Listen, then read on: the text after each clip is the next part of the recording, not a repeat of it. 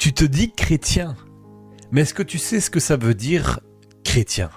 À l'origine, le mot chrétien n'était pas un titre honorifique, c'était un surnom donné par les habitants d'Antioche. Ils appelaient ainsi les disciples de Jésus parce qu'ils vivaient, parlaient, aimaient et agissaient comme lui. Ils ne se contentaient pas de croire en Christ, ils ressemblaient à Christ. Et c'est pour ça que chrétien veut dire littéralement petit Christ. Mais aujourd'hui, beaucoup se disent chrétiens sans être prêts à vivre comme Christ. On veut porter son nom sans porter sa nature. On veut partager sa gloire sans partager sa croix. Et pourtant, la vie de Christ, c'était quoi ? Persécution, rejet, humiliation, souffrance. Et toi, tu veux d'une vie sans problème, une foi sans opposition. Tu veux arriver quelque part et être applaudi, reconnu, aimé de tous. Ça n'existe pas. Jésus lui-même a dit « Ne t'étonne pas si le monde te hait, car il m'a haï avant toi ».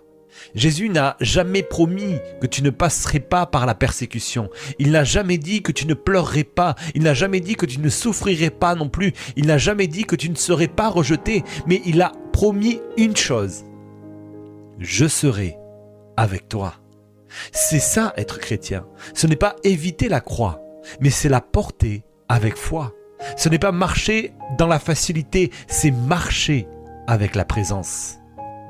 Parce que au milieu du feu, il y avait un quatrième homme. Et tant que Jésus marche avec toi, le feu ne te brûlera pas, la tempête ne te noiera pas, et la haine du monde ne te détruira pas. Être chrétien, ce n'est pas être applaudi, mais c'est être approuvé par Dieu.